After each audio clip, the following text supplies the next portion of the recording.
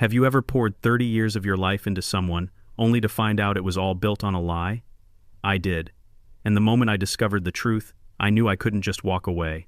I had to make them understand the depth of their betrayal. The revenge I planned wasn't loud or explosive.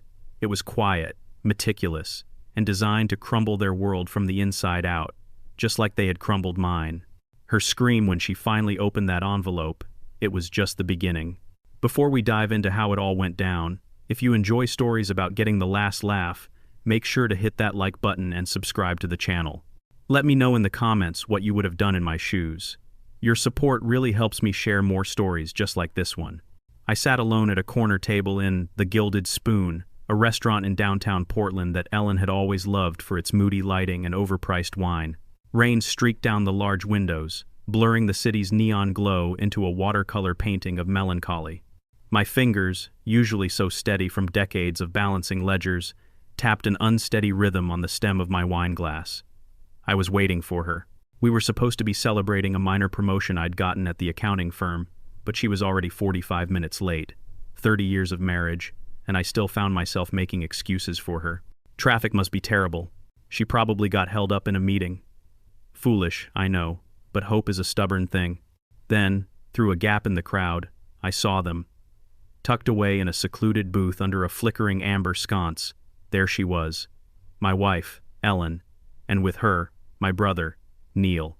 She was leaning in close, her hand resting casually on his arm, her head tilted back as she let out a laugh. It wasn't her usual polite laugh, the one she used at my work functions. This was different. It was sharp, bright, and unguarded, a sound that sliced through the restaurant's low hum and straight into my gut. Neil, with that slick, easy grin he'd always used to get himself out of trouble, leaned even closer. He whispered something in her ear, and her eyes, the same eyes I'd looked into on our wedding day, sparked with a light I hadn't seen directed at me in years. The world seemed to slow down. The wine glass trembled in my hand, and a single drop of deep red Cabernet spilled onto the pristine white tablecloth. It spread slowly, a tiny, blooming stain that looked like a drop of blood. My chest tightened, a crushing weight settling over me, making each breath a conscious, painful effort. I had come here to surprise her, to try and salvage a connection that felt like it was slipping through my fingers after another long week of me working late. Instead, I was the one ambushed by a reality I had refused to see. Were they just catching up? My mind desperately grasped for a lifeline of plausible deniability. Neil was family. He was the charming, irresponsible younger brother I'd bailed out of debt more times than I could count. The one I'd trusted with a key to our home, the one I'd always considered a friend. But Ellen's fingers lingered on his arm for too long. Her smile was far too intimate, a secret language I was clearly not privy to. My presence finally registered. Frank, her voice cut through my daze, sharp and sudden. The delight on her face vanished, replaced instantly by something harder, a mask of casual surprise snapping into place. Neil leaned back with a practiced smoothness, nonchalantly adjusting the flashy watch on his wrist. A gaudy thing I knew for a fact he couldn't afford on his own. "Ellen," I said, my voice surprisingly steady despite the tempest raging inside me. "Didn't expect to see you two here." She slid gracefully out of the booth, her movements a little too quick as she smoothed down her dress. "Oh, Frank, it's just Neil. You know, we were just catching up." Her tone was airy, dismissive, but her eyes darted away, unable to meet mine. It was a tell I'd seen before but had always chosen to ignore, dismissing it as her being distracted or tired. "Catching up," I echoed, my gaze shifting to my brother. He flashed that predatory smile, all teeth and no warmth. "Good to see you, Frank. Been a while." I just nodded. The words lodged in my throat like stones.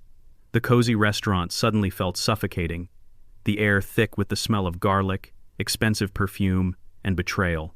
I pushed my chair back, the legs scraping loudly against the polished floor, drawing a few curious glances. "Well, I'll let you get back to it." "Frank, wait," Ellen started, a flicker of panic in her eyes. But I was already moving, weaving through the tables, leaving the abandoned wine glass and its accusatory red stain behind. The cold Portland rain hit my face the moment I pushed through the heavy oak door, the biting chill, a welcome shock to my system. My watch caught the dim streetlight. The hands were frozen at 7:43. It had stopped. It felt like a cruel joke from the universe. Time itself was mocking me. I sat in my car, the engine humming a low, mournful tune, but I didn't drive. The rain pelted the windshield, each drop a relentless question hammering at the shield of denial I had lived behind for so long. How long? How long had this been going on? Had I truly been that blind, or had they just been that good at hiding it? My hand brushed against an old, worn envelope on the passenger seat. It was a silly keepsake, a love note she'd given me on our 10th anniversary, tucked inside. I'd kept it in my car for years, a small reminder of the love I thought we shared. Now, it felt like a relic from a buried civilization, a life that no longer existed. I gripped the steering wheel until my knuckles turned white. I had built everything for her. Our home in the quiet suburbs, the life she said she wanted, the financial security I worked 60-hour weeks to provide. And Neil, the brother I'd carried through every one of his spectacular failures, sat in that restaurant with my wife, laughing at me. The image burned itself into my memory. But even then, a sliver of doubt, a desperate last gasp of the man I used to be, whispered in my ear. Was it just a harmless, flirtatious moment? Was I overreacting? I needed to be sure. I needed to know the full truth before I tore down the foundations of our entire life. The rain hadn't stopped, its steady drumming on the roof of our house a constant, miserable soundtrack. I sat in the living room, shrouded in darkness, the only illumination coming from a single flickering lamp on the end table, a lamp Ellen had always complained about, saying its light was depressing. An old photo album lay open on my lap, its thick pages heavy with memories that now felt tainted, like scenes from a movie about someone else's life. I kept replaying the scene from the restaurant. Ellen's unguarded laugh, Neil's proprietary smirk, the wine staining the pure white cloth. My coffee had long gone cold in the mug beside me, but I didn't notice. I absent-mindedly flipped a page. There we were, barely in our 20s, standing in front of our first home. It was a cramped little bungalow in a less than desirable neighborhood, but we'd painted the whole thing ourselves, inside and out. In the photo, Ellen was wearing one of my old flannel shirts, her cheeks speckled with baby blue paint, and she was grinning, a wide, genuine smile that reached her eyes. I remembered working double shifts at a diner back then, on top of my entry-level accounting job, just to afford the down payment on that place. I'd come home, exhausted and smelling of grease, but her laughter and warmth made it all worthwhile. When did that warmth curdle into polite indifference? When did her smiles become sharp and brittle, her words clipped and dismissive? I turned to another photo. Our wedding day. Her veil was caught in a gentle breeze, making her look ethereal, almost angelic. Standing at that altar, I had promised her everything I had, and everything I would ever have. And I tried my damnedest to keep that promise. The countless late nights at the office weren't for my own ambition. They were to buy her the diamond earrings she'd pointed out in a magazine, the bigger house and the better school district she said she deserved. And she'd thank me, of course, wrapping her arms around my neck in a brief, performative hug. But over time, even those moments faded into nothing. "This life feels so small, Frank," she'd said once, staring out the large bay window of our new, expensive home. I thought she was talking about the view. Now I realized she was talking about me. Another page turn, and a folded, yellowed letter slipped from between the plastic sheets. Her handwriting, a graceful cursive I knew as well as my own, stared back at me. "Frank, you're my hero. You always have been, and you always will be." The words were a cruel joke, a stark, painful contrast to the woman who had dismissed me with such ease just a few hours earlier. With a surge of cold anger, I crumpled the fragile paper in my fist. The faint, floral scent of her perfume, a scent that used to comfort me, now clung to my fingers like a contaminant. I threw the wadded-up memory into the trash can, where it landed with a soft, unsatisfying thud. The house was too quiet. The only sound was the incessant ticking of the grandfather clock in the hallway, each tick measuring out the seconds of my hollowed-out life. I had sacrificed so much for her. My own quiet dreams, the small boat I wanted for fishing on the coast, the trip to see the ancient ruins in Italy were all shelved, dismissed as impractical luxuries. For what? So I could watch her lean into my brother in a dimly lit restaurant, making me feel like a stranger in my own life. And I had trusted him too. I'd paid his tuition when he flunked out of college for the second time. I'd co-signed on his first car. I'd lent him thousands of dollars over the years for his sure-thing business ventures that always fell through, never asking to be paid back. He was always the charmer, the life of the party, the one who could talk his way out of anything. But not this time. There would be no charming his way out of this. I stood up and began pacing the room, the open album on the couch, a monument to a past that was a lie. Ellen's coldness hadn't happened overnight. It had been a slow, creeping frost over many years. Her complaints grew sharper, her dissatisfactions more pronounced, her eyes always seeming to be searching for something more, something better, over my shoulder. For so long, I had internalized it, believing it was my fault. I wasn't exciting enough, not successful enough, not enough of whatever it was she wanted. Now, for the first time, I wondered if the problem wasn't me at all. I wondered if it was her, and if he had been the solution she'd found. The rain finally slowed to a light drizzle, but my thoughts continued to race. I couldn't live in this limbo of doubt and suspicion. I couldn't let it eat me alive from the inside. I needed cold, hard answers, not a scrapbook full of lies. The crumpled letter in the trash can felt like a line in the sand, separating the naive man I had been from the man I now needed to become. I pulled my phone from my pocket and scrolled through the contacts. My thumb hovered over a name I hadn't called in years. A name connected to a dark chapter at my firm that I preferred not to think about. But he was a man who could dig up the truth, no matter how deeply it was buried. The clock in the hall ticked louder, each second a hammer blow, pushing me toward a decision I knew would change everything forever. The next morning, pale light filtered through the blinds of my small, cluttered office in downtown Portland. For decades, this cramped space had been my sanctuary, a place where the world made sense, where everything could be reconciled in neat columns of numbers. But today, the ledgers and spreadsheets on my desk were just a meaningless jumble of figures. All I could see was Ellen's hand on Neil's arm, the glint in her eye, the stopped watch on my wrist. It was a film loop playing over and over in my head, each viewing chipping away another piece of my composure. I took out my phone and found the name, Joe Callahan, a private detective. I'd met him a few years back when my firm hired him to investigate a nasty internal fraud case. He was gruff, chain-smoked, cheap cigarettes, and had the cheerful disposition of a mortician, but he was ruthlessly efficient. My thumb hesitated over the call button. Making this call meant crossing a line. It was an admission that the trust in my marriage was completely gone, that I was willing to spy on my wife and my own brother. But the alternative, living in this suffocating darkness of not knowing, was infinitely worse. I hit dial. Callahan. A gravelly voice answered after a single ring. "Joe, it's Frank Russell," I said, my voice betraying none of the turmoil I felt. "I need your help." "Russell." "Been a while," he said. His tone was casual, but I could hear the distinct creak of his office chair as he leaned forward, the shift from idle to engaged. "What's the trouble?" "I need you to look into someone for me, discreetly." I took a breath, the words feeling heavy and foreign in my mouth. "My wife, Ellen." There was a pause on the other end, followed by a low whistle. "All right. Meet me at the Starlight Diner on 5th in an hour. Bring whatever you've got on her." He hung up without a goodbye. My hand was shaking as I put the phone down.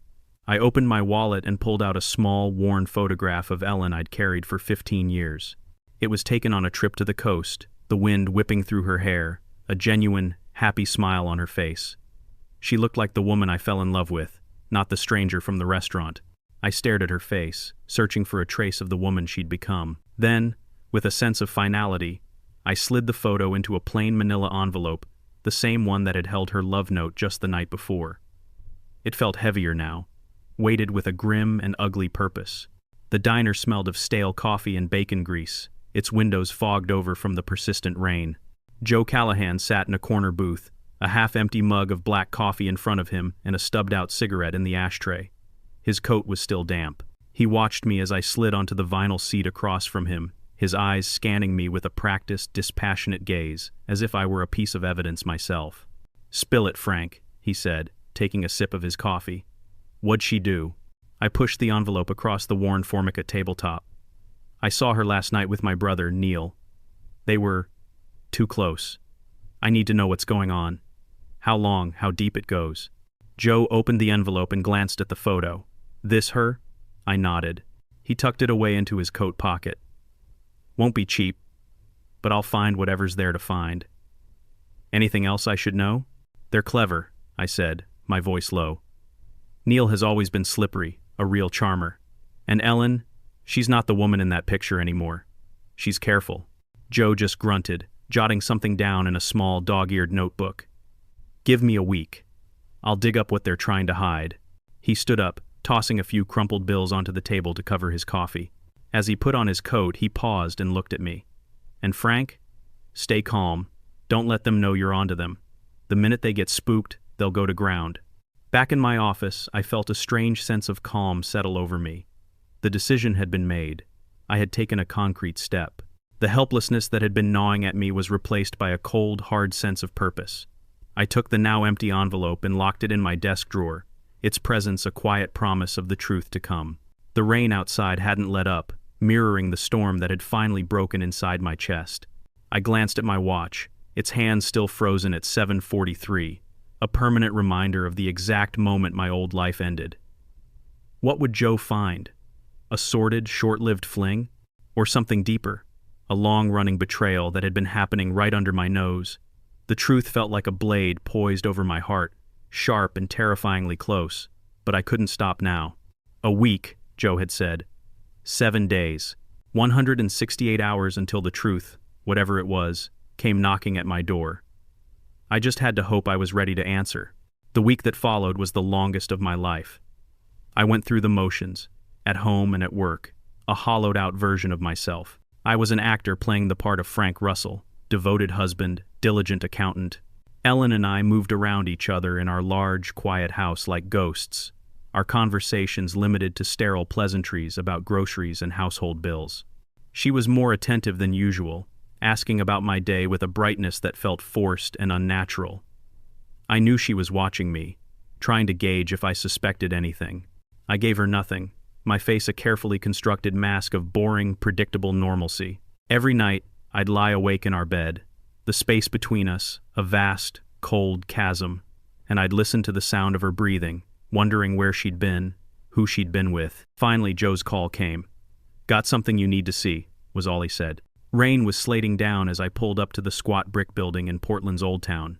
Joe Callahan's office was on the second floor, up a narrow staircase that creaked with every step, as if it were groaning under the weight of all the secrets it had heard. My coat was soaked through by the time I reached his door, the weight of the last 7 days feeling heavier than the damp wool. The office was a chaotic mess. Towers of files teetered precariously on every surface. A half-full coffee pot hissed in a corner, and a single bare bulb hanging from the ceiling cast long, distorted shadows over Joe's weathered face. He was leaning back in his chair, his worn boots propped up on a milk crate. Without a word, he slid a thin folder across his cluttered desk. "Here's what I've got so far, Frank," he said. I opened it, my hands surprisingly steady despite the frantic churning in my gut. The first few pages were typewritten notes, a log of dates, times, and locations. Ellen and Neil had met 3 times in the past week. Twice at a small, out-of-the-way cafe near his apartment, and once at a nondescript hotel on the outskirts of downtown. My jaw tightened as I read, the words blurring together. A cafe I'd never heard of, a hotel I'd never been invited to, their secret world laid bare in cold black ink. "Photos are in the back," Joe said, his voice rough but not unkind. He lit a cigarette, the smoke curling up towards the ceiling like my own tangled thoughts. I flipped to the back of the folder. The images were grainy, taken from a distance, but they were clear enough, devastatingly clear. There was Ellen, her hand on Neil's arm, her head tilted back in that same intimate laugh I'd seen at the restaurant. There was Neil, smirking, that flashy watch of his glinting under the cafe's fluorescent lights. My brother, who I'd pulled out of financial ruin more times than I could count, sitting far too close to my wife. I shut the folder with a sharp snap, my fingers pressing down hard on the cheap cardboard, as if I could physically contain the rage that was building inside me. "This is it," I said, my voice low and strained. Joe shrugged, exhaling a plume of smoke. "It's a start. They're careful, but not careful enough." He paused, tapping the ash from his cigarette into an overflowing tray. "But there's something else. Something that's not in the report yet." He leaned forward, his eyes locking with mine. "Your brother, Neil. He's got some dealings that don't add up. This might be bigger than an affair." "Bigger how?" I asked, my pulse quickening. He waved a hand dismissively. "Give me a few more days. It's murky. Looks like he's involved in some shady financial stuff. Money moving around where it shouldn't be. If I'm right, this could be big trouble for him. The kind of trouble that doesn't just go away. His gaze was steady, probing. "You sure you want the whole picture, Frank? Sometimes it's better not to know everything." I met his gaze without flinching, though my throat had gone tight and dry. "Everything, Joe. I need to know everything, no matter what it is." He grunted, scribbling a note on a pad. "All right. I'll call you when I've got more." He stood up, signaling that our meeting was over. I tucked the folder back into the manila envelope, the same one from my car, now a vessel for the complete unraveling of my life. As I stepped back out into the rain, the cold seemed to seep right into my bones. The drive home was a blur. The house was dark and empty when I arrived. Ellen was out somewhere she hadn't bothered to mention. I sat at the kitchen table, the envelope in front of me, its contents a quiet, damning indictment. The clock on the wall ticked, each second a painful reminder of the time I had wasted, the life I had poured into a lie. I had paid for Neil's apartment, for his education, for his endless second chances. And this was my reward. Ellen's laughter in those photographs cut deeper than any of her lies ever could.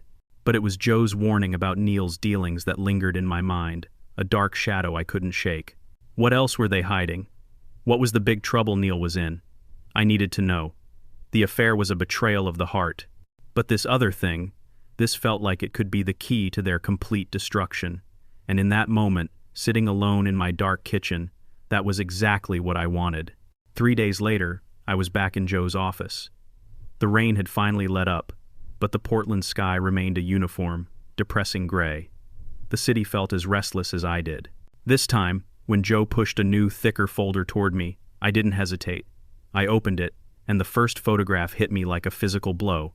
It was Ellen and Neil, sitting in his car. Her hand was covering his on the gear shift. Their faces were just inches apart, caught in a moment of intense private connection that was never meant for me to see. Another shot showed them walking out of the hotel from the first report. Neil's arm wrapped possessively around her waist. My chest went cold. Each new image was another nail in the coffin of my marriage, carving away the last vestiges of my doubt. 30 years, reduced to a collection of grainy, sordid proof of their deceit. "There's more," Joe said, watching my reaction closely. "Like I told you, Neil's not just playing your wife. He's playing with fire." He took a long drag from his cigarette. "Looks like he got himself mixed up in some kind of investment fraud. He's been skimming money from his clients at that brokerage firm he works at, the one you got him the interview for." The irony was so bitter it almost made me laugh. "He's been moving the money through a series of shell accounts. He's gotten greedy, and he's gotten sloppy. I've got a source who says the feds are starting to sniff around. It's only a matter of time before they close in on him." He paused, his eyes narrowing. "You want me to keep pushing?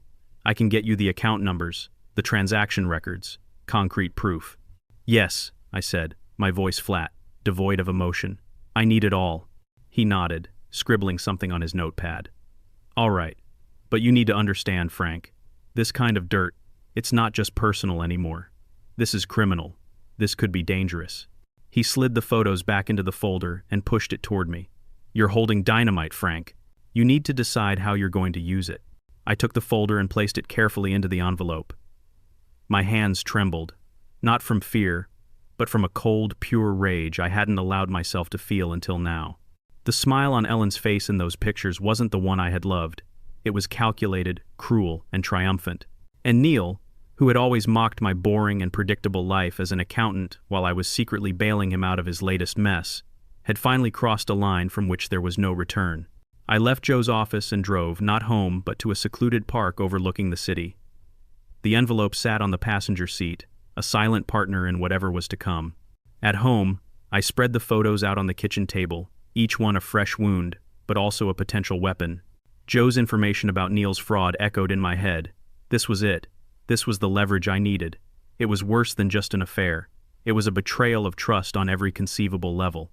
I poured myself a cup of coffee, then sat and stared at the images, the untouched liquid growing cold. The clock on the wall ticked steadily as my mind, the meticulous, detail-oriented mind of an accountant, began to turn. I wouldn't just confront them. That would be too easy, too messy. They would deny, they would lie, they would try to turn it back on me. No. I needed a plan. Something precise, something surgical, something sharp enough to cut through their entire web of lies and leave them with nothing. I sat in my parked car a block away from my own home, hidden in the deep shadows of the quiet Portland suburbs.